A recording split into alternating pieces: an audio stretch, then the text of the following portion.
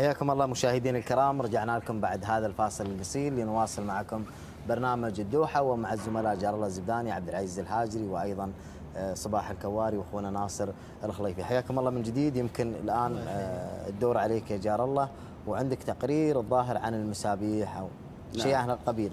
نعم، أنا عندي واحد من إخواننا اللي هو عبد اللطيف المهندي من هالخور مهتم بجمع المسابيح، وسوينا يعني عنه تقرير. أنا ودي إخوان المشاهدين يشوفونه إن شاء الله، وعقب ما يشوفونه بنتكلم عن التقرير. تفضل معنا شوف.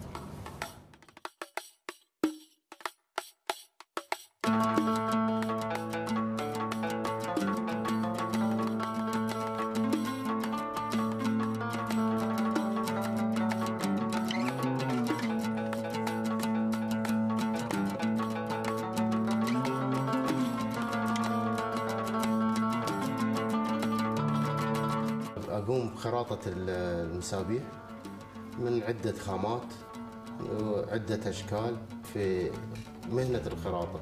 يعني سويت كل الخامات وأحجام وأشكال وألوان، وصرت يعني ملم بالهواية. يعني في عدة طرق تقدر تكتشف من خلالها إذا كانت أصلية أم لا، لأن لها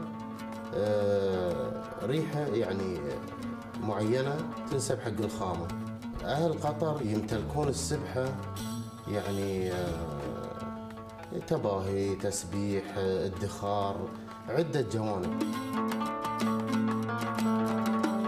السبح أنواع كثيرة، أنواع وألوان وأشكال. الأنواع يعني عندك الكهرمان، الأخشاب، القرن، اليسر، طبعا الأحجار الكريمة.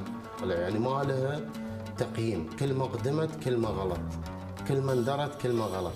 أهل قطر يحبون يعني القصة الدائرية يعني بالدرجة الأولى. وطبعا كل ما يعني حلوت ألوان السبحة وندر لونها كنوع، ما يهم الشكل، بس يعني كأهل قطر يحبون يمتلكون السبحة المدورة يحرصون عليها. الهواة في تطور وازدياد، يعني تغيرت نظرتهم للسبحة.